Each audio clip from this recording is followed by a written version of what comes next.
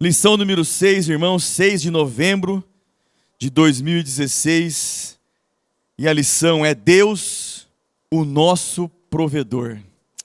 Glória a Deus, que o Espírito Santo nos dê capacidade para entendermos isso hoje pela manhã, que Ele é o provedor em todas as áreas, em qualquer momento, em qualquer situação. Deus tem tudo o que nós precisamos. O texto áureo da nossa lição está no livro do Gênesis, capítulo 26 e versículo 2. E apareceu-lhe o Senhor e disse: não desças ao Egito, habita na terra que eu te disser. Verdade prática. Em tempos de crises financeiras, não se volte às coisas deste mundo, mas busque a suficiência do Pai Celeste. Glória a Deus. A leitura bíblica que embasará a nossa lição está no livro do Gênesis, capítulo 26, do versículo 1 ao 6, que nos diz assim a Sagrada Escritura. E havia fome na terra, além da primeira fome, que foi nos dias de Abraão. Por isso, foi-se Isaque a Abimeleque, rei dos filisteus, em Gerar. E apareceu-lhe o Senhor e disse: não desças ao Egito, habita na terra que eu te disser. Peregrina nesta terra, e serei contigo e te abençoarei, porque a ti e à tua semente darei todas estas terras e confirmarei o juramento que tenho jurado a Abraão, teu pai. E multiplicarei a tua semente como as estrelas dos céus, e darei à tua semente todas estas terras. E em tua semente serão benditas todas as nações da terra, porquanto Abraão obedeceu a minha voz e guardou o meu mandado, os meus preceitos, os meus estatutos e as minhas leis. Assim habitou Isaque em Gerar. Amém. Obrigado, Deus, pela tua palavra. Nos faz, como este homem, obedecer a tua voz, porque por mais difícil que pareça estar no lugar onde nós estamos, se na obediência permanecermos, o Senhor proverá tudo o que nós precisamos. Nos faz entender isso hoje pela manhã. Cada um que estará ministrando a tua palavra, Senhor, mais uma vez seja tomado pelo Espírito Santo, para que a igreja receba a palavra e ela se solidifique na rocha, Senhor, que és tu, para que nós sejamos a cada dia vencedores pela tua palavra em teu nome. Abençoa aqui no santuário, abençoa aqueles que estão conosco pela internet, que seja uma manhã de transformação da nossa mente, Pai, que manhã de um novo compromisso com o Senhor, na credibilidade de que Tu és o Deus que provê tudo em todo o tempo. Te louvamos e te agradecemos por isso, em nome de Jesus Cristo. Amém. Pode assentar, irmãos. João Camargos. Queridos, a paz do Senhor, sempre uma satisfação, uma alegria nós podermos nos reunir para juntos estudarmos a palavra do Senhor. Eu sinto-me sempre privilegiado de poder compartilhar a palavra com vocês. Hoje nós vamos estudar a lição de número 6. Eu quero também cumprimentar as pessoas que nos acompanham pela internet. Nós aqui somos um número realmente pequeno, considerado aqueles que nos acompanham pela internet.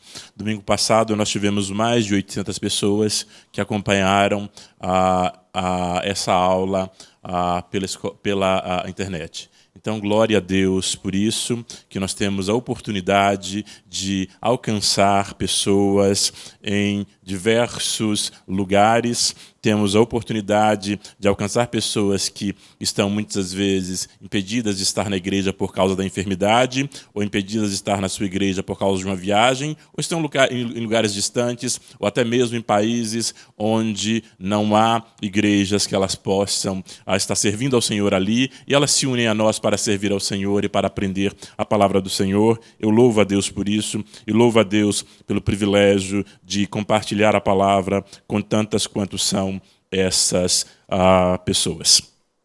Nós vamos então hoje estudar a lição de número 6. O tema da lição é Deus, o nosso provedor.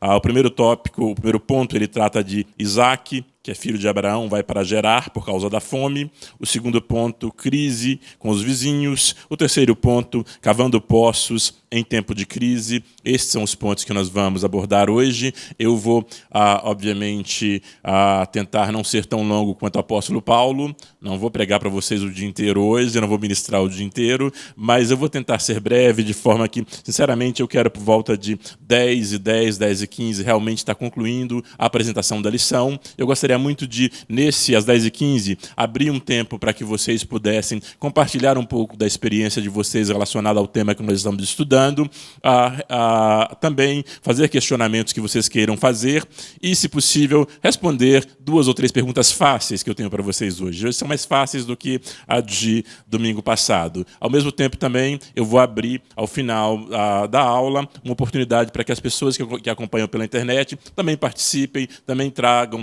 a sua contribuição, os seus comentários e as suas dúvidas.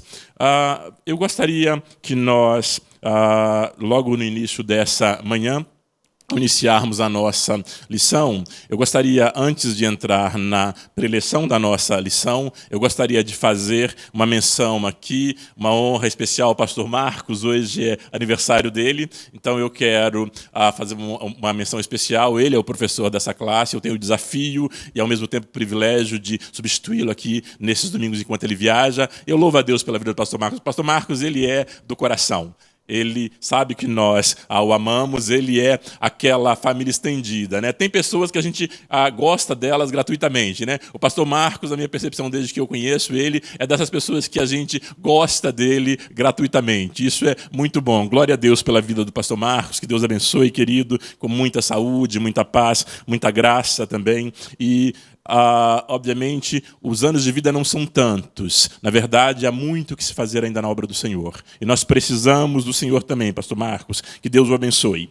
Vamos, então, à nossa lição. O texto áureo, ele diz: E apareceu-lhe o Senhor e disse: Não desças ao Egito, habita na terra que eu te disser. Observe que agora o Senhor está falando com Isaac, que é filho de Abraão. A verdade prática, ela diz: em tempo de crises financeiras, não se volte às coisas deste mundo, mas busque a suficiência no Pai Celeste. Em tempo de crises financeiras ou em tempo de qualquer outro tipo de crise, nós não devemos nos voltar às coisas do mundo. Não volte às práticas enganosas do mundo. Não volte às práticas de fazer negócio do mundo. Não volte àquelas práticas que você conhece, que você experimentou no passado, que pareciam ser lucrativas, mas são práticas do mundo.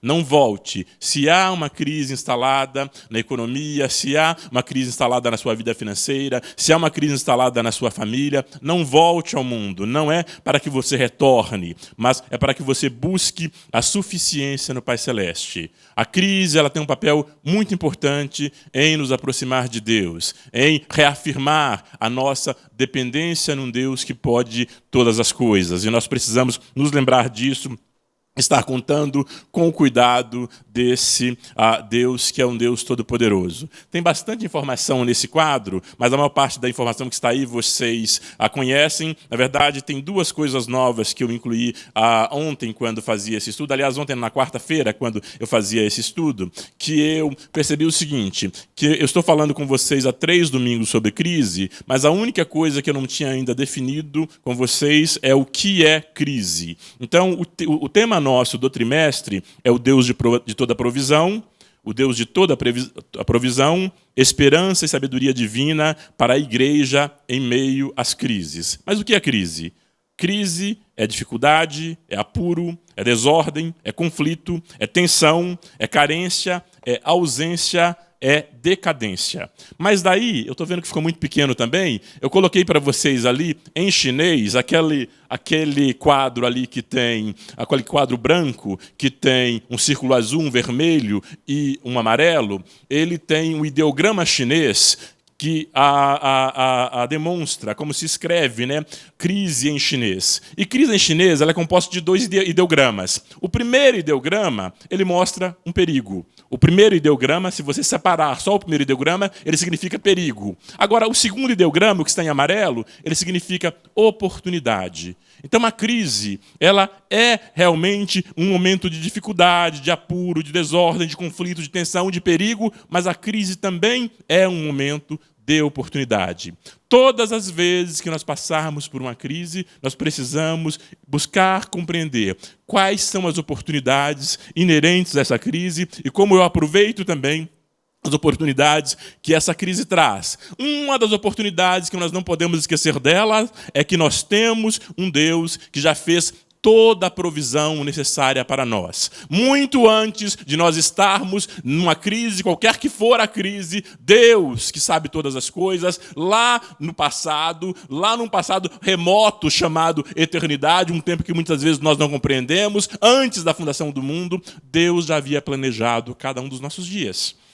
Então a crise, ela não surpreende o nosso Deus. A nossa crise, ela não surpreende o nosso Deus. Deus já sabia disso e Deus já proveu. Glória a Deus por isso. Ele já proveu, ele já tem solução, ele já tem provisão, ele já tem o socorro necessário. O nosso Deus, ele é maravilhoso. E a crise, ela pode ser das mais diversas naturezas. Pode ser uma crise existencial, pode ser uma crise de identidade, pode ser uma crise moral, de liderança, política, econômica, religiosa, familiar, seja a crise que for. Nosso Deus é o mesmo Deus, com o mesmo poder, com a mesma graça, e pode nos abençoar e nos dar vitória a despeito da crise que nós estivermos vivendo. Pedro, se você puder colocar para a gente, por favor, o vídeo. Tem um vídeo de 2 minutos e meio, o vídeo é bem curtinho. Peço a vocês que atentem, é do pastor Hernandes Dias Lopes. O pastor, ele é uma bênção também, um mestre da palavra do Senhor. Eu gostaria que vocês ouvissem ele falando por 2 minutinhos sobre tempos de crise.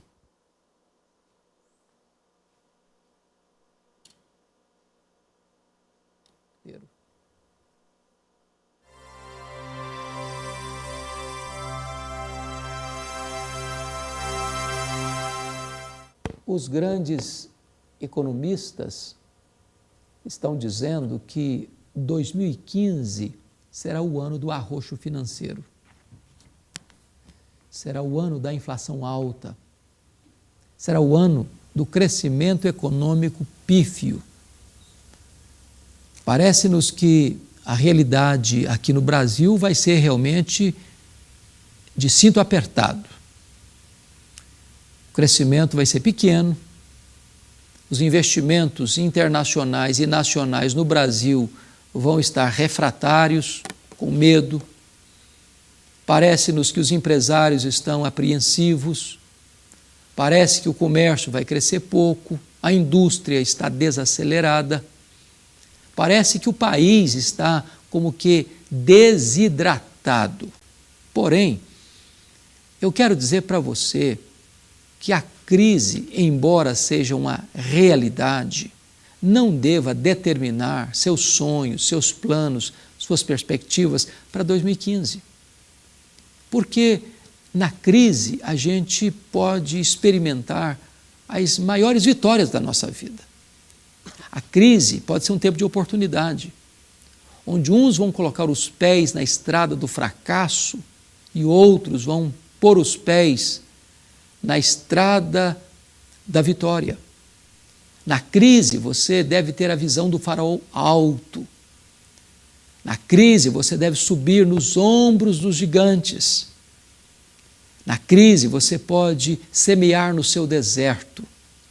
Então, a crise é tempo de oportunidade, de investimento, de sonhos, de trabalho, de conquistas, de vitórias. Sabe por quê? Deus não é pego de surpresa com a nossa crise, nem Deus perde o controle na crise. Deus é poderoso para fazer o seu deserto florescer. Deus é poderoso para fazer o seu vale se transformar num manancial. Deus é poderoso para transformar as suas dificuldades em portas de oportunidades. Põe os seus olhos em Deus, porque Deus está no controle e Ele dirige sua vida, a sua família. e o seu destino. Então a crise é um tempo de oportunidade. Vocês devem ter observado que ele gravou esse vídeo mencionando o ano de 2015, mas tudo que ele comentou é atemporal. Não importa se é 2015, 2016, 2020, seja o ano que for, as crises elas virão, mas o nosso Deus, ele continua fiel. O nosso Deus continua, sim, poderoso para suprir cada uma das nossas necessidades. Nas últimas 3 lições, nós estudamos sobre Abraão. Abraão foi o personagem central da nossa lição. Mas o que acontece é que Abraão, ele morreu. O texto de Gênesis, capítulo 25, versículo 7, diz que Abraão viveu 175 anos, ele morreu feliz em uma idade madura, tendo vivido uma vida longa e satisfatória, e foi enterrado com a sua família. Então, Abraão vive 175 anos, vive uma vida feliz, vive uma vida longa, vive uma vida satisfatória. Essa é a proposta para quem serve ao Senhor. Essa é a proposta para quem depende do Senhor. Essa é a proposta de vida para quem confia nesse Deus Todo-Poderoso. Jesus disse, eu vim para dar a vocês vida e dar-lhes vida com abundância. É vida abundante. Abraão, a despeito dos problemas que ele enfrentou e que nós estudamos sobre eles, a despeito das falhas, dos erros que ele cometeu, e nós estudamos também sobre esses erros do grande Abraão, ele viveu uma vida feliz. Ele viveu uma vida longa e satisfatória. Quando ele morreu, ele estava satisfeito com o que ele tinha conseguido realizar em vida, ele estava satisfeito com o relacionamento que ele teve com o Deus verdadeiro ao longo da vida dele. Eu quero morrer como Abraão. Eu não sei se eu vou até os 175, né? Eu costumo brincar e dizer que eu queria até os 120, mas eu quero viver uma vida tão longa e tão satisfatória quanto Deus me permitir. Agora, o que eu acho interessante é que Abraão, quando ele morre, então, morreu Abraão, a vida segue, mas agora ele deixa um descendente, e esse descendente de Abraão, ele passa então a experimentar as bênçãos do mesmo relacionamento que o seu pai tinha com Deus. O texto de Gênesis 25:11 diz o seguinte, depois da morte de Abraão, Deus abençoou Isaque, o filho dele. Então morre Abraão, mas Deus continua o mesmo, Deus não morreu. Não é porque Abraão morreu que a história acabou. Não, a história continua. E a história agora diz o seguinte, olha, depois da morte de Abraão, Deus abençoou Isaque, o filho dele. E olha que interessante o que diz no livro de Gênesis ainda, no livro de... Eu passei demais para vocês, deixa eu voltar ao meu. No livro de Deuteronômio, capítulo 7, versículo 9. Saibam, portanto, que o Senhor, o seu Deus, é Deus. Saibam, portanto, que o Senhor, o seu Deus, é Deus. Ele é o Deus fiel, que mantém a aliança e a bondade por 1000 gerações daquele que o amam e guardam os seus mandamentos. Queridos, eu acho incrível essa escritura. Eu acho incrível, sabe por quê? Porque, normalmente, a herança material, quando ela é deixada, ela acaba na 2ª ou na 3ª geração. Por maior que seja a riqueza deixada, normalmente, a 2ª ou 3ª geração dá cabo dessa riqueza que alguém deixou. Historicamente, isso acontece.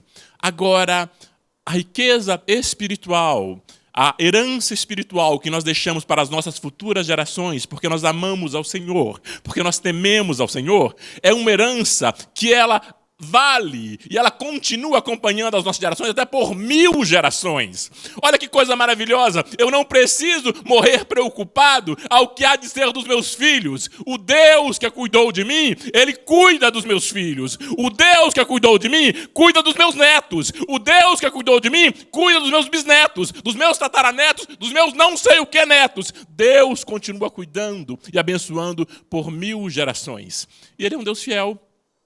Ele é um Deus fiel. as minhas futuras gerações deveriam me agradecer muito por amar esse Deus.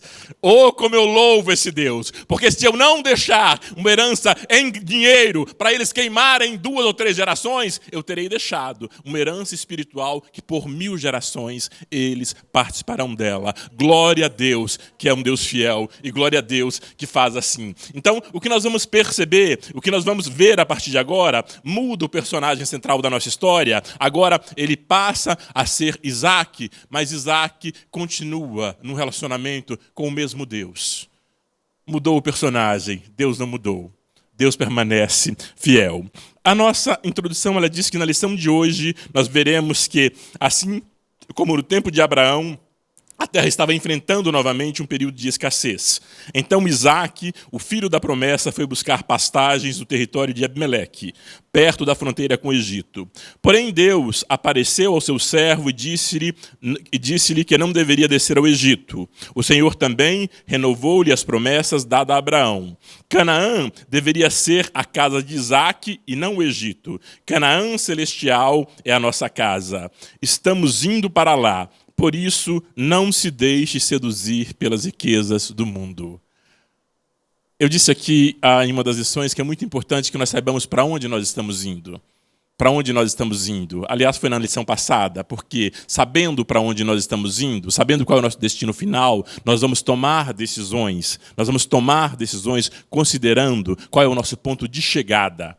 E considerando qual é o nosso ponto de chegada, nós somos capazes de tomar decisões melhores. O comentarista ele diz aqui que Canaã celestial é nossa casa, estamos indo para lá, por isso não se deixe seduzir pelas riquezas deste mundo. Mas eu queria tanto deixar uma herança para os meus filhos. Deixe uma herança espiritual. Deixe uma herança de bênção.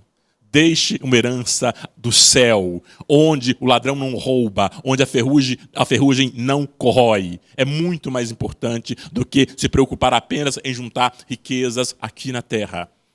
Não estou dizendo que você não deva fazê-lo e que você não deva deixar se você pode fazê-lo, mas não faça disso o ponto central da sua vida. Não faça disso a sua primeira prioridade. Para que a gente ganhe tempo, hoje eu vou ler todo o ponto, então eu vou ler todo o ponto 1 e volto comentando depois para que a gente ganhe tempo, porque eu quero muito que sobre tempo para que vocês participem ao final da preleção. O primeiro ponto, ele diz que Isaac vai para Gerar por causa da fome.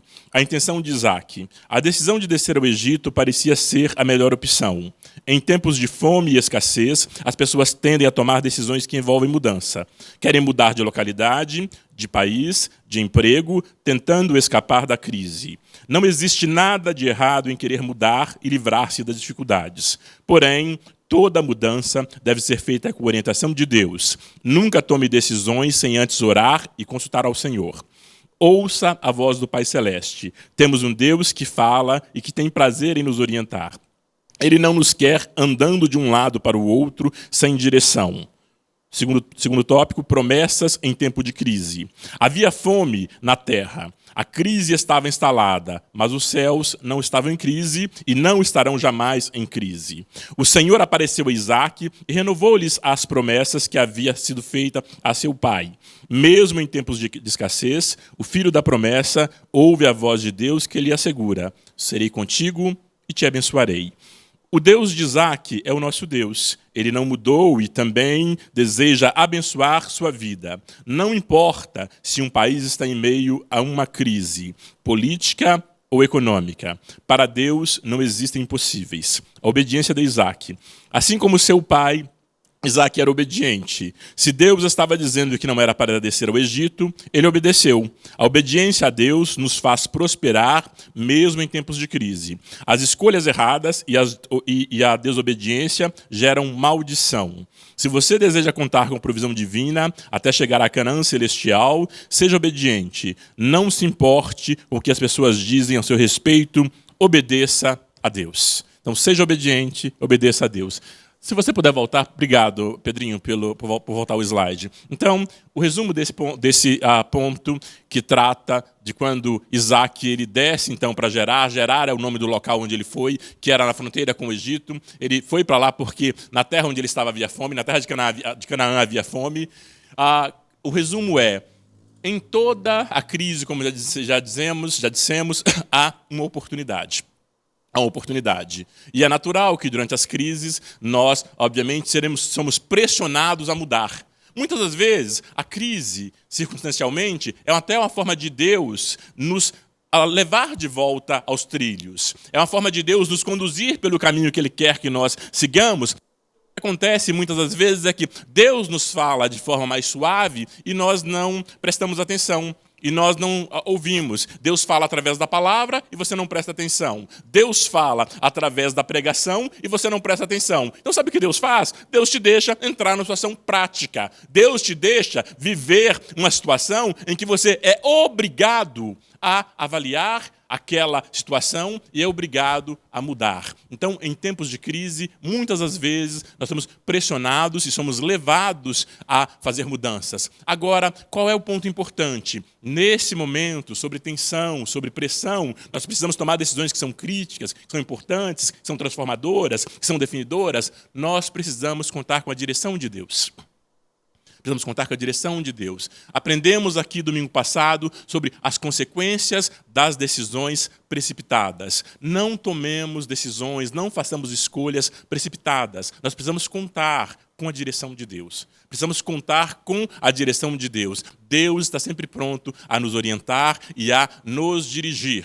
E Deus faz isso novamente através da sua palavra. Deus faz isso novamente através da pregação. Deus faz isso novamente através das circunstâncias. Deus faz isso através da sua liderança espiritual. Deus faz isso, Deus usa pessoas para te orientar. Então, é importante que você saiba também contar com o seu pastor, contar com a sua igreja. Ah, mas você não tem nada com a minha vida. Se você pensa que você está numa igreja e ninguém tem nada com sua vida, você está completamente enganado. Nós somos membros do mesmo corpo. Quando o meu dedinho do pé dói, ele me incomoda tanto quanto se a minha cabeça doer. Eu nunca tinha sentido dor de dente na minha vida, até que o meu siso resolveu que ele vai tirar o meu molar do lugar. E eu passei uma noite com uma dor terrível, Era só um siso. Não era nem uma perna quebrada, não era nem um músculo importante partido, é só um siso entrando debaixo de um molar. Quando você faz parte da igreja do Senhor, você está no mesmo corpo. Por mais insignificante que você pense ser, talvez você seja só o siso, você pode causar uma dor enorme nesse corpo inteiro. Então, entenda que se você está no corpo de Cristo, você tem tudo a ver com a minha vida e eu tenho tudo a ver com a sua vida.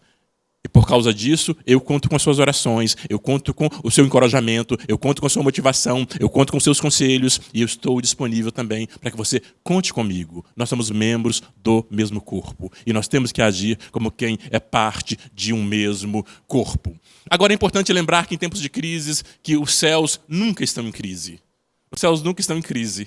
Na visão de Isaías, Isaías diz, eu, quando estava lá no templo, eu vi o Senhor assentado num alto e sublime trono. E sabe o que acontecia lá? Tinha uma série de serubins, tinha milhares de querubins, serafins, arcanjos, desesperados lá no céu, porque o céu estava em crise. Não é isso. Na visão dele, os anjos, os arcanjos, os serafins e querubins voavam de forma harmônica e cantavam, Santo, Santo, Santo é o Senhor dos exércitos. O céu jamais está em crise. O céu jamais está em crise. É por isto que é importante nós vivermos aquela oração que Jesus ensinou. Aquela oração que diz o seguinte, Pai nosso que estás no céu, santificado seja o teu nome, venha a nós o teu reino. Venha o teu reino e seja feita a tua vontade aqui na terra, assim como ela é feita no céu. Sabe por quê? Porque o céu jamais está em crise. Quando o reino de Deus vem, essa paz que reina lá no céu, lá no reino de Deus, ela vem junto. O reino de Deus não vem sozinha. A paz vem junto. Então é importante que nós oremos e vivamos, aleluia, como se o reino de Deus estivesse presente nas nossas vidas todos os dias. Os céus não estão em crise e nós precisamos fazer com que o céu esteja na terra todos os dias, através de nós, da nossa vida, da nossa casa. Os céus precisam estar entre nós. Agora é importante lembrar também o seguinte, há um tempo certo para todas as coisas. O tempo de Deus é o tempo kairos, é o tempo da oportunidade. É o tempo de Eclesiastes 3:1 que diz: há um tempo para todo propósito debaixo dos céus. E nesse tempo certo, Deus nos orienta, Deus nos conduz e nós devemos ser obedientes. Devemos ser obedientes. Por sua decisão pessoal, Isaac iria para o Egito. Egito era uma terra próspera.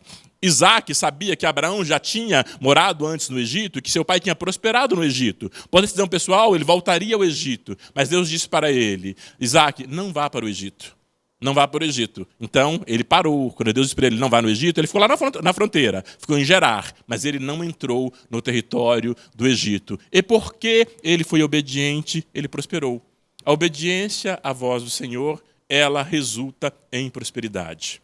Ela resulta em prosperidade. É muito interessante, né, que a gente tenha que vir numa classe de adultos falar sobre obediência, né?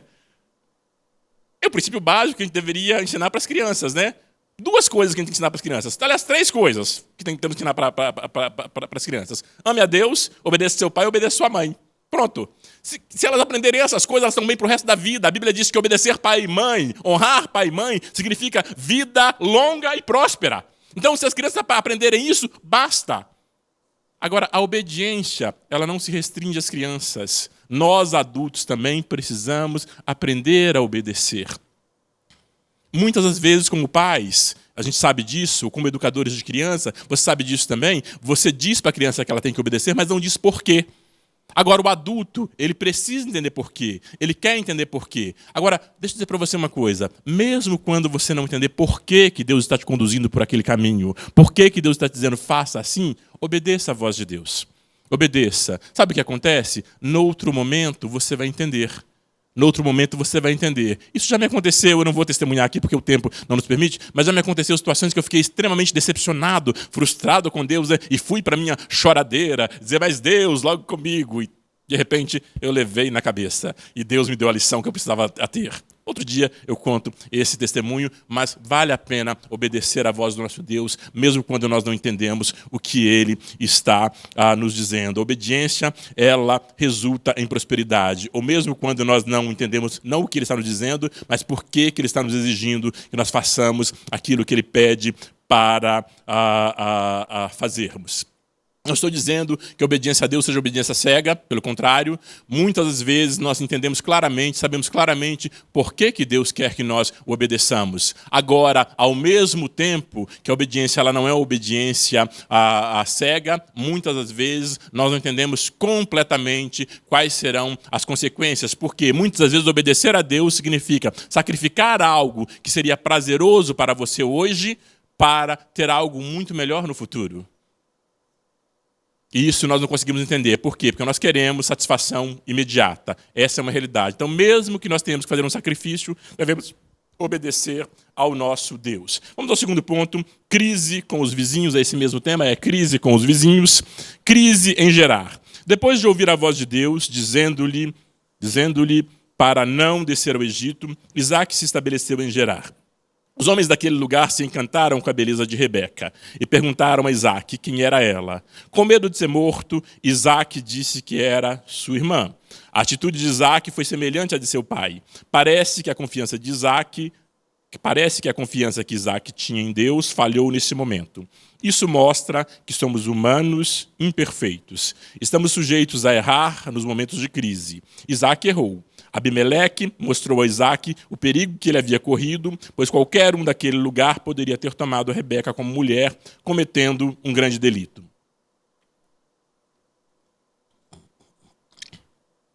Isaac semeou em Gerar.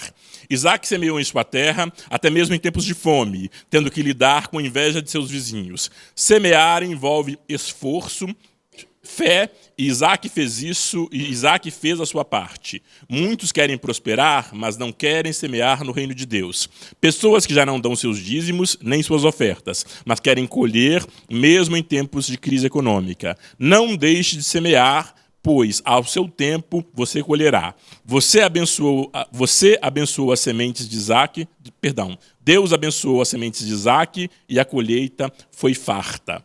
A inveja dos vizinhos. Os filisteus, ao verem a prosperidade de Isaque, o invejaram. Muitas pessoas não suportam ver a prosperidade alheia. A palavra de Deus ensina que a inveja é a podridão dos ossos. O coração com saúde é vida. O coração com saúde é vida da carne, mas a inveja é podridão dos ossos. Provérbios 14, 30. O crente não pode se deixar levar pela inveja e pela maldade. Isaque teve de lidar com a maldade e a inveja de seus vizinhos, mas em meio ao ódio e à inveja, ele sempre demonstrou uma atitude correta. Não queria vingar-se dos invejosos. Coloque tudo diante do Senhor e haja como um servo do Senhor. Então vamos lá. O que nós temos nesse ponto que trata da crise com os vizinhos? Primeiro, uma sensação de déjà vu. O que é isso, né? Déjà vu. Não é voodoo, queridos. Não é voodoo. Déjà vu é uma expressão francesa que significa eu já vi isso antes. Eu já vi isso antes. O que acontece com Isaque? Isaque vai lá para Gerar. A mulher dele é bonita. Casar com mulher bonita, já disse, é um problema. Não case com mulher bonita, né? Case com mulher feia. Casar com mulher bonita é um problema. Abraão, casado com uma mulher bonita, lá no Egito, tem que mentir a Abraão. Abraão mente. Ah, não é minha mulher, é minha irmã. Agora, Isaque na mesma situação. Isaque na mesma situação, e casado com Rebeca, uma mulher linda, ele diz, ah, não é a minha mulher, é minha irmã. Então, olha o déjà vu aí, né? O mesmo erro cometido pelo pai, o filho comete também. O mesmo erro cometido pelo pai, o filho comete também. O que mostra isso? Todos somos imperfeitos. Todos somos imperfeitos. E, mais uma vez, a graça de Deus continua graciosa. Deus não muda por causa das nossas imperfeições. Deus poderia ter dito para Isaque, poxa, Isaque, mas seu pai fez o mesmo erro. Não dá para aprender, não dá para fazer outro erro diferente. Não, Deus não disse isso para Isaque. Deus continuou abençoando Isaque. Abençoando tanto que lá na terra de Gerar, ele trabalhou, ele cavou poços, ele desentulhou poços, ele semeou, e a Bíblia disse que ele no mesmo ano, em um só ano, ele colheu 100 vezes mais do que ele plantou. A despeito das nossas imperfeições, a despeito dos nossos erros, Deus está o tempo todo nos disponibilizando, Deus o tempo todo nos disponibiliza a sua graça. Graça é favor imerecido. Eu queria tanto ser abençoado pelo Senhor, mas eu nem vou pedir essa bênção, porque eu não mereço. Aí que você deve pedir. Não é porque você merece, é porque Ele é gracioso. Quando nós não merecemos, Ele é então de graça. Quando nós não merecemos, Ele nos abençoa, Ele nos faz prosperar. Então, apesar das falhas de Isaque, Deus faz ele prosperar. Ele planta, para cada semente que ele plantou, ele colheu 100 vezes mais do que seria natural. 100 vezes mais do que seria natural. É possível isso acontecer nos nossos dias? É. O Deus de Isaque é o mesmo Deus. Isaque já morreu há séculos atrás, mas Deus não mudou. Deus continua sendo o mesmo Deus e Ele está disposto também a nos abençoar, assim como Ele abençoou Isaque. Mas um ponto importante é que Isaque ele sofreu inveja dos seus vizinhos. Ele sofre inveja. No próximo ponto a gente vai ver a disputa aí que os vizinhos de Isaque acabaram fazendo com ele. À medida que ele ia abrindo os poços, os vizinhos iam tendo inveja e querendo tomar dele esses poços que ele abria. Mas Isaque ele acaba, obviamente, tendo que ter uma reação diante dessa inveja. Eu queria entender um pouquinho com vocês, né, o que é inveja. Eu gostaria de entender um pouco o que é inveja e primeiro fazer um paralelo entre inveja, cobiça e ciúmes, porque às vezes a gente confunde isso um pouco. O que é inveja, o que é cobiça e o que é ciúmes. Eu vou começar pelo ciúme, que é mais fácil. O ciúme é o medo de perder o que você tem. Então a Sueli, por exemplo, ela morre de ciúmes de mim. Mentira, não tem o mínimo de ciúmes. Não, desde quando a gente namorava. E glória a Deus por isso. Porque se ela tivesse, eu era líder de jovens, eu era professor de jovens, eu estava o tempo todo cercado de jovens, moças e rapazes. Se ela tivesse, eu tinha morrido de raiva há muito tempo. Então, ciúmes é medo de perder algo. Esse algo pode ser uma pessoa que você ama, pode ser alguma coisa também. Isso é ciúme, é medo de perder algo que você já tem, algo que já é teu. Agora, o que é cobiça? Cobiça é o desejo, um desejo ardente de ter alguma coisa. A cobiça ela não é pecado. Mas cobiça é pecado. A Bíblia diz que a Bíblia diz que é pecado você cobiçar o que é dos outros. Quando você cobiça, quando você diz, João, mas aqui, carro lindo, eu vou pedir ao Senhor um igual ao seu. Isso não é cobiça. Obviamente, você vai pedir ao Senhor, e aí o que acontece? Algumas coisas Deus nos dá graciosamente. Outras coisas, obviamente, deixa eu falar, por exemplo, admiro as pessoas de boa formação, com PhDs, doutorados e tudo mais. Se eu disser, olha, como eu admiro, né, a posição de alguém que conseguiu se formar e alcançar um grau de PhD. Deus não vai me dar isso de graça, isso vai me custar bons anos de estudos, bons anos de pesquisa, bons anos de academia. Então, tem coisas que dependem de mim. O nosso amigo Isaac, ele colheu 100 por 1, mas antes de colher, ele teve que semear. Ele teve que arar a terra. Ele teve um trabalho significativo para que ele pudesse colher 100 por 1. Então, tem coisa que envolve trabalho. Então, a cobiça, ela não é pecado desde que você não cobice o que é dos outros. Você pode falar, olha, gostei do seu apartamento, gostei da sua casa, gostei da sua posição e vou me esforçar e contar com a graça de Deus. Quem sabe Deus me dá algo semelhante. O problema de você querer algo semelhante dos outros é que muitas vezes Deus pode ter melhor para você. Aí você se limita. Eu queria tanto ter igual dele, Deus tem muito melhor para você e você está lá querendo o que é dos outros. Então, a cobiça, ela não é pecado desde que você não cobice o que é dos outros. Então, não cobice a mulher do próximo, não cobice o marido do próximo, não cobice a casa do próximo, e por aí vai. Mas tudo bem. Agora, o que é inveja? A inveja, ela é prima da cobiça. Mas a inveja, ela consegue ser pior ainda. Vamos definir a inveja.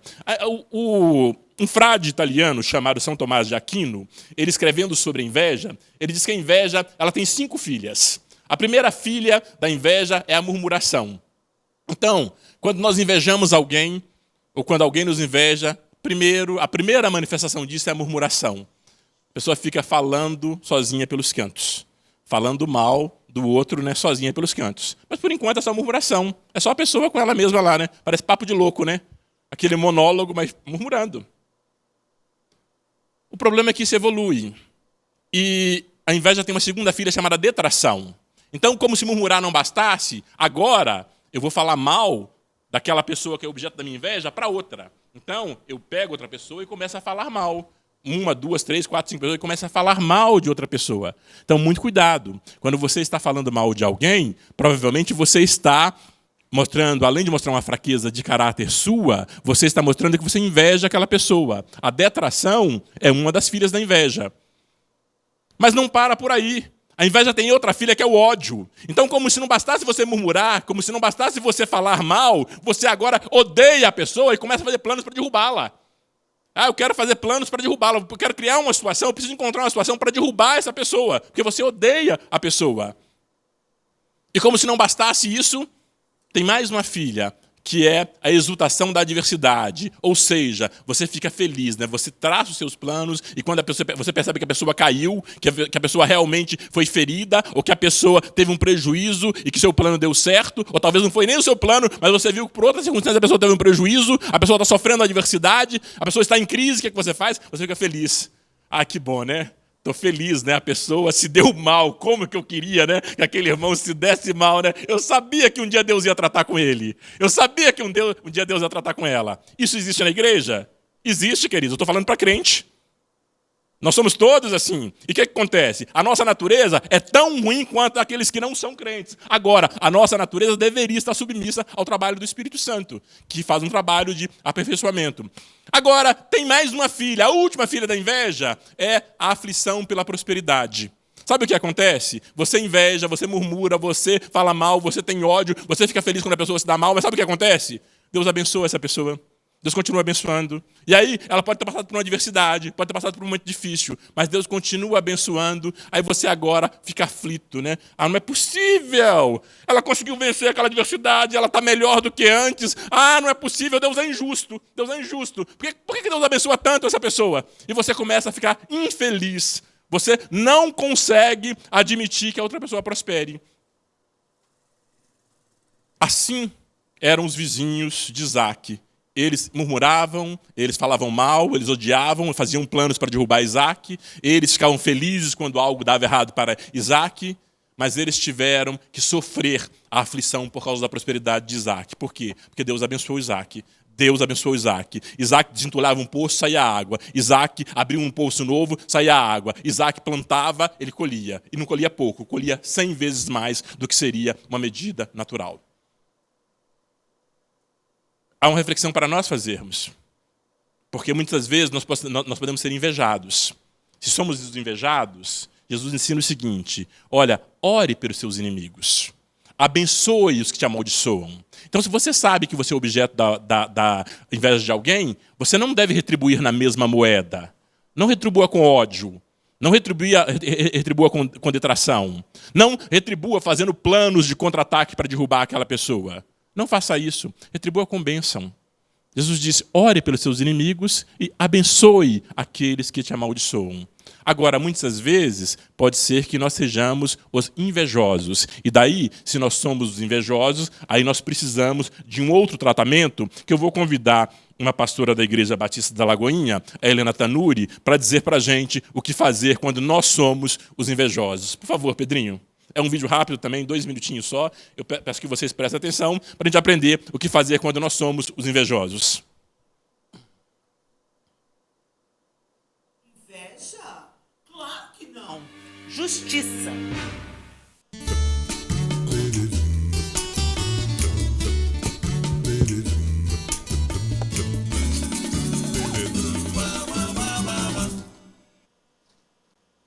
Inveja é o sentimento de insatisfação pelo sucesso ou pelo bem-estar alheio. Normalmente nós não gostamos de ser associados a essa palavra. É uma palavra feia. Mas o fato é que inveja é inerente a todo ser humano. Todos nós, em algum momento da vida, somos assediados por esse sentimento ruim. Só que nós vamos além. Inveja não é só um sentimento ruim. Inveja, segundo a Bíblia, é pecado. E a gente tem que lutar para resistir a esse sentimento. A inveja está muito ligada à insatisfação. Insatisfação com quem você é, insatisfação com aquilo que você tem, tornam um terreno propício para você olhar para a vida alheia e achar que ele é mais feliz, que a grama do vizinho é mais verde, que o casamento da amiga é melhor do que o seu, enfim. O meu conselho, como uma pessoa que já foi muito dominada pela inveja, é que você seja agradecida por aquilo que você tem e por quem você é. Para de olhar para a vida alheia, gente. Todo mundo, por mais que a foto esteja bonita no Instagram ou no Facebook, também tem suas lutas e seus desafios. Não vale a comparação. No Instagram e nas redes sociais a gente só posta a melhor foto, o melhor ângulo e a gente está sempre de bem com a vida, comendo do bom e do melhor nas redes sociais. Mas a vida real é bem diferente. Então pare de se comparar com outras pessoas, olhe para as sementes que Deus colocou nas suas mãos e seja agradecido por quem você é. Então, quando você é o invejoso, aí está a receita do que fazer. Se você está invejando os outros, olhe para o que você tem. Lembre que Deus fez cada um de nós com um propósito especial. Todos nós somos parte de um projeto especial do nosso Deus. Mas quando nós perdemos tempo invejando o outro, querendo ser o outro, querendo ter o que o outro tem, nós deixamos de ser quem nós somos ou quem nós deveríamos ser. Sejamos mais agradecidos a Deus pelo que nós temos e pelo que nós somos. Se o outro tem mais que você, talvez você não tenha passado ainda no teste da fidelidade no pouco. A Bíblia diz: quem é fiel no pouco, sobre o muito eu colocarei. Os talentos, eles são distribuídos de acordo com a nossa capacidade de administrá-los. Na parábola dos talentos, um dos servos recebe 5, outro recebe 2, outro recebe 1. Nós precisamos saber usar os talentos que Deus colocou à nossa disposição e não perder tempo invejando os outros. E quando você é invejado, também não perca o seu tempo se ocupando ou se preocupando com a fofoca dos outros. Não perca a sua noite de sono porque o outro está falando mal de você. Queridos, me desculpem, com todo o respeito, com todo o apreço que eu tenho para as pessoas, se elas têm algo que elas realmente entendem que é importante dizer para mim, que vai me ajudar a melhorar, que vai me ajudar a avançar, que vai me ajudar a melhorar o meu relacionamento com as outras pessoas, com a minha família, com a igreja ou com o próprio Deus, que elas falem para mim pessoalmente. Que elas falem para mim pessoalmente. Se eu tenho alguma falha grave e elas acham que precisa ser endereçada, fale comigo pessoalmente. Agora, se elas saem falando pelos outros, com toda sinceridade, eu não estou nem aí. E essa é uma característica minha desde criança. Desde criança minha mãe dizia isso, né? É interessante que, glória a Deus por isso, eu não era um filho indomável, não. Eu ouvia muito a minha mãe. Mas o que acontece? Eu nunca estive nem aí para a opinião alheia. Não estou. A menos que você tiver uma opinião sincera e você tiver coragem de compartilhar sua opinião comigo. Agora, se você vai sair falando mal de mim para os outros, que Deus te abençoe. Se eu souber, pode ter certeza, eu vou estar orando por você. Eu vou estar abençoando a sua vida. Então, faça isso. Não perca o seu tempo. Não perca a sua noite de sono porque alguém está te invejando, porque alguém está falando mal de você, porque alguém está te odiando, porque alguém está planejando mal contra você. Não faça isso, não perca. Não perca. Ore por essa pessoa, abençoe essa pessoa, louve a Deus pela vida dessa pessoa e Deus vai transformar também essa pessoa por causa da sua oração ou em resposta à sua oração. Vamos ao último ponto da nossa lição. O título é Cavando Poços em Tempo de Crise. Cavando Poços em Tempo de Crise. Isaac usa os poços de Abraão. A água nessa região era escassa, por isso tinha um grande valor, pois era essencial para a agricultura, para o rebanho e para as famílias. Ter um poço de água era como ter um poço de petróleo ou uma mina de ouro. Isaac, a princípio, utiliza os poços que foram cavados por seu pai e que os filisteus haviam tapado. Logo, os pastores daquela região contenderam com os pastores de Isaac, reivindicando aquelas águas. O poço de Ezeque. Isaac não se intimida com a oposição dos seus vizinhos e cava outro poço. Porém, mais uma vez, os pastores de Gerar contendem, dizendo que a água era deles. Isaac dá ao poço o nome de Eseque, que significa contenda. Isaac não queria contender com os homens de Gerar. Suas atitudes demonstram seu temperamento manso. Mansidão é uma das qualidades do fruto do Espírito Santo. Contudo, ser manso não é ser covarde ou passivo. Ser manso é ser controlado e guiado pelo Espírito Santo. O poço de Sitna. Isaac não desiste dos seus poços, ele cava outro poço e, mais uma vez, é bem-sucedido, pois Deus o estava abençoando. Quando o Senhor está conosco e decide nos abençoar, ninguém pode nos impedir. Os vizinhos de Isaac, mais uma vez, reivindicam aquelas águas. Então, o poço foi chamado de Sitna, que significa inimizade. A inveja gera contenda e inimizades. A palavra de Deus nos exorta a evitar as contendas. E ao servo do Senhor não convém contender, mas sim ser manso para com todos, apto para ensinar, sofredor. 2 Timóteo, capítulo 2, versículo 24. Abimeleque deve ter ficado impressionado com as atitudes de Isaac e com a sua força e prosperidade. Ele foi até Isaac com mais 2 amigos, Alsate e Ficol, e publicamente reconhece que Deus estava com Isaac. Isaac, diplomaticamente, prepara um banquete para aqueles homens, selando assim um acordo de paz. Vamos lá, então. Nesse último ponto que trata de cavando a poços em tempos de crise, o primeiro ponto que eu gostaria de destacar é a questão da tradição. O que é tradição, né? O que é tradicional, há uma diferença entre o que é tradicional e o que é arcaico. Tradicional é algo que vem do passado e que deve ser protegido, deve ser mantido, deve ser praticado. Então a tradição ela é boa. A tradição ela é boa. A tradição ela se refere a coisas boas que vieram do passado e nós devemos trazer para o presente, manter no presente, cultivar no presente. Arcaico são coisas que são do passado e devem ficar no passado. São coisas velhas, são coisas que não servem mais para o presente. E nós precisamos entender isso.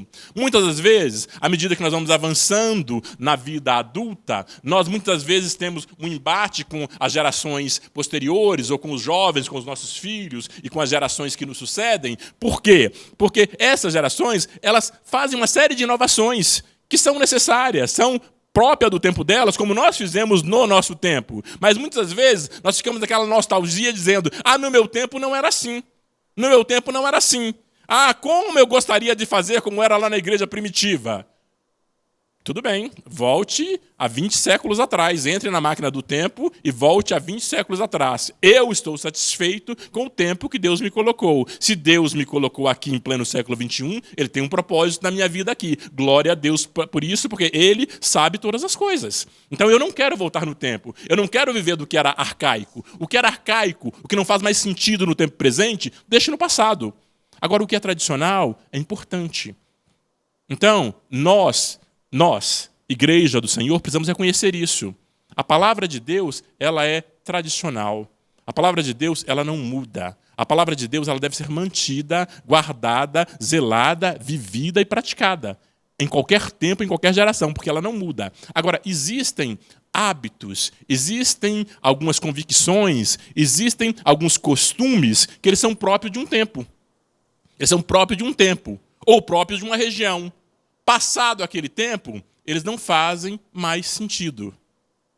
Deixa eu dizer para vocês uma coisa, que talvez vocês fiquem assim, surpresos até. Deixa eu dizer para vocês uma coisa. A palavra de Deus, ela é igualmente inspirável, ou igualmente inspirada. Mas ela não é igualmente aplicável. Peraí, João, como assim?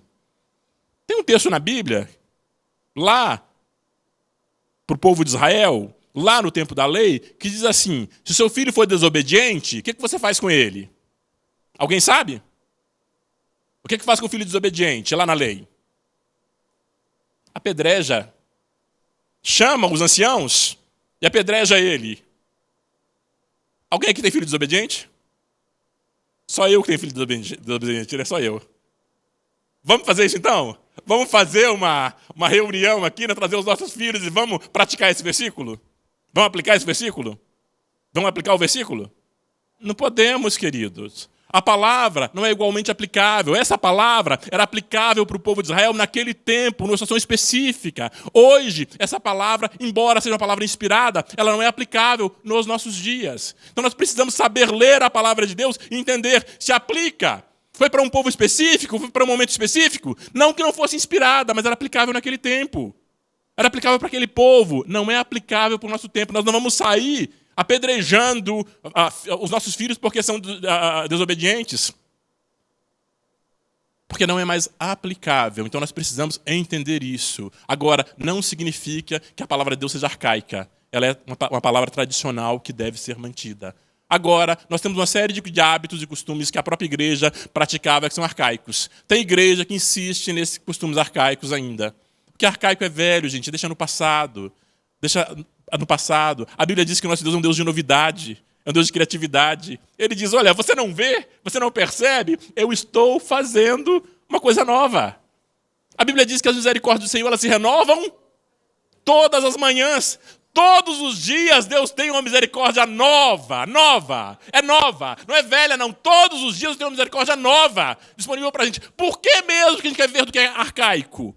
Devemos manter a tradição. Nós devemos deixar o que é velho no passado. O que não interessa mais, não interessa mais. Saibamos respeitar as gerações que vão nos suceder, ao mesmo tempo que saibamos ensinar, transferir para essas gerações o que é tradicional, o que é importante, o que deve ser levado de uma geração para outra, o que não pode se perder. Mas o que é arcaico, deixe no passado. Não perca o seu tempo querendo imprimir nos seus filhos os seus hábitos arcaicos. Porque fazia sentido no seu tempo, não faz sentido no tempo dos seus filhos, não faz sentido para as novas gerações. Mas, por que eu falei de tradição? Eu falei de tradição porque Isaac, ele volta lá e ele vai lá desentupir os poços que o pai dele tinha construído, tinha cavado. Então, ele vai lá e fala, opa, tem poços aqui que o meu pai cavou. Eu vou, obviamente, desentupir esses poços, por quê? Isso é algo bom. Isso é algo bom. Viver dos poços que o meu pai cavou é algo bom. Então isso não é arcaico. Isso é algo bom de se trazer para o meu tempo. Então Isaac vai lá e ele desentope os poços que o pai dele havia cavado para quê? Para que ele vivesse da mesma experiência do pai dele. Nós precisamos deixar experiências tradicionais para que os nossos filhos vivam. Nós precisamos deixar boas experiências para que os nossos filhos vivam. Que bom que após a nossa morte os nossos filhos digam, olha, meu pai fazia assim, eu quero fazer também. Ah, eu lembro que meu pai fazia assim. Ah, eu quero fazer também. Eu lembro que meu pai, o dia que o pastor ligava para ele, falava: João, você vai compartilhar uma mensagem hoje. Ele ia para o quarto, orava um pouco, ia para o escritório, se trancava lá, não saía enquanto não tivesse alguma coisa lá que ele pudesse compartilhar. Eu quero fazer assim, que Deus faça assim com os meus filhos e com os meus netos, que eu deixe algo da minha tradição para que eles possam usar para a glória do nosso Deus. E que cada um de nós deixemos algo tradicional, não arcaico, para que os nossos filhos possam fazer uso disso. Mas o Isaac, ele desentulha esses poços, obviamente jorra água, porque Deus estava abençoando Isaac. Aí vem os pastores de Gerar e brigam com os pastores de Isaac, dizendo que o poço é deles. Aí gera contenda, gera inimizade por conta dos poços. E qual é a resposta de Isaac? É uma resposta de mansidão. Isaac não briga. Isaac não diz: não, esse poço é meu por direito, foi meu pai que cavou, eu só desentulhei. Não, Isaac não briga. Isaac abre novos poços. Ele abre novos poços, aí vem de novo os pastores e vão contender, e vão brigar por causa dos poços novos que ele abriu. Ele deveria dizer: não, o poço é meu. Porque naquela época, quando você abriu um poço, você reivindicava o direito da terra. Quando ele abriu o poço, você podia dizer: o poço é meu, a terra é minha, porque eu abri o poço. Um poço de água, pessoal, naquela época, como disse o texto, era como uma mina de ouro. Era como um poço de petróleo, era mais valioso do que uma mina de ouro ou um poço de petróleo. A água naquele momento, naquele tempo, era o bem mais precioso. E o que faz Isaac quando o pessoal vem brigar agora? Eles já tomaram os poços que ele desentulhou, eles vêm agora brigar por causa dos novos poços que ele abriu. Ele mansamente deixa que eles também peguem aqueles poços. Ele abriu mais um poço, abriu mais um, abriu mais um. Ele é persistente, ele é manso, mas ele é corajoso. Ele é corajoso. A mansidão, ela não é diferente da coragem. A coragem é aquela capacidade de você avançar apesar do temor. A capacidade de você avançar apesar do medo. Isso é coragem. Agora, ele é manso. Ele não briga, ele não altera a voz, ele não impõe os seus direitos, ele não abre um processo. Não. Ele tem contenda por causa desse poço? Deixa eles com o poço. Tem inimizade por causa desse poço? Deixa eles com esse poço. Vamos abrir outro. Os pastores de Isaac talvez dizem: não, mas dá muito trabalho, não é possível, mas outro talvez não ache água lá. Isaac dizia: vamos abrir outro. E ele abria tanto quanto fossem os poços que Isaac abrisse. A água jorrava, por quê? Porque Deus o abençoava. Ele era persistente e, por isto, ele era perseguido por bênçãos irresistíveis. Os inimigos podiam resistir Isaac, mas não poderia resistir o Deus que abençoava Isaac. E Deus tinha decidido abençoar Isaac, porque Deus abençoava Isaac. Os inimigos, eles podiam resistir, podiam tomar o poço de Isaac, mas tanto quanto fossem os poços que eles tomassem de Isaac, Isaac ia, obviamente, abrir um novo poço. O que é interessante é que eles não tomavam os poços de Isaac, porque toda vez que dava contenda, Isaac não queria saber da contenda. Isaac dizia: o problema é o poço, fique com o poço. É o poço, fique com o poço. Queridos, quantas vezes, quanto tempo seu, quanto da sua saúde você sacrifica por causa de um poço? Quantas vezes você entra em umas brigas que não faz o mínimo sentido?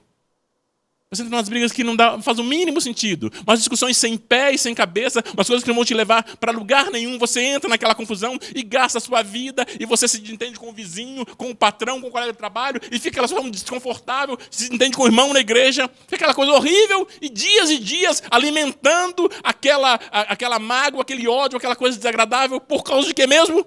De um poço. Abra outro.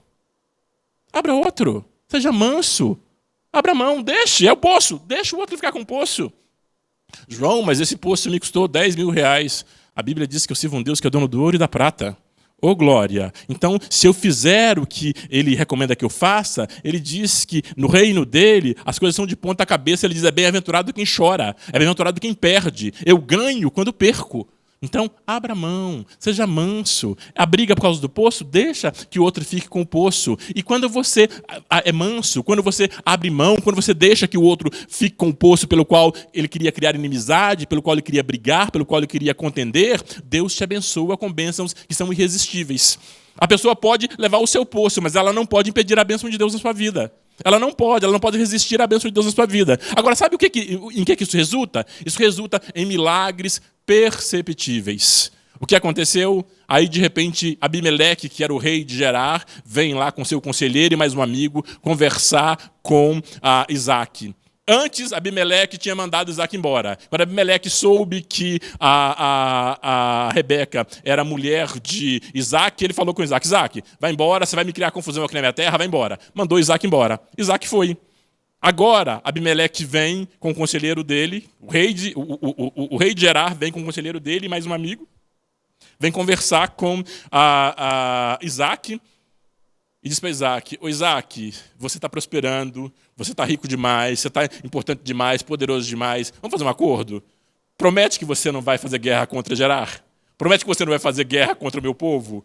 O que antes era inimigo dele, agora está com tanto medo dele que vem fazer um acordo de paz, antecipadamente.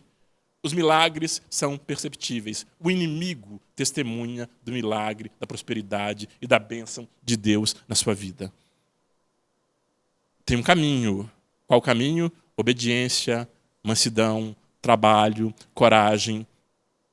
Tem um caminho. Tem um caminho. Mas seguindo esse caminho, persistência, não pode desistir. Não pode desistir.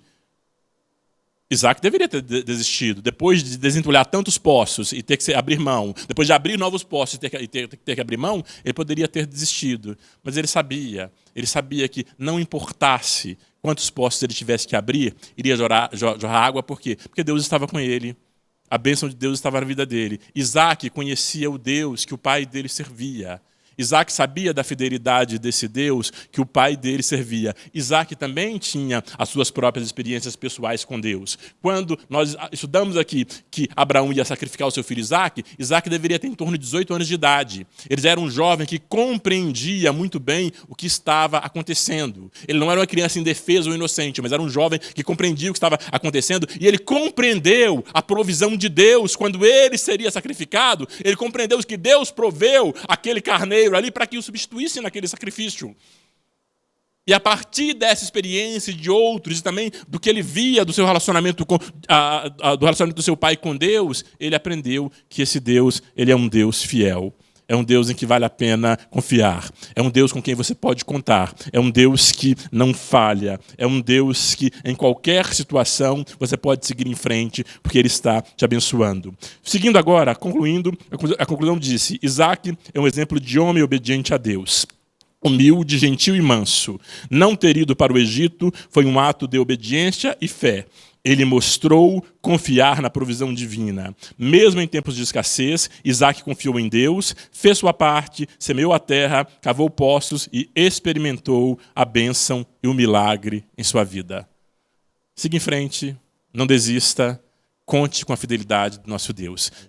E nós somos gratos porque nós cremos que o Senhor continua sendo o mesmo e cremos que o Senhor abençoará também o nosso futuro, de modo que a tua fidelidade, ela mais uma vez se manifestará de forma explícita, com bênçãos irresistíveis, com milagres perceptíveis. Aleluia! Nós te louvamos pelo que o Senhor já está fazendo na vida dos nossos filhos e das nossas futuras gerações. Nós cremos em Ti, nós cremos na Tua palavra, nós cremos na Tua fidelidade, sabemos que podemos contar com o Senhor. Deus, muito obrigado. Receba a nossa sincera gratidão nesta manhã. Seja louvado, glorificado. O Senhor é digno. Muito obrigado, Senhor, por tanto amor e tanta fidelidade para conosco. Amém.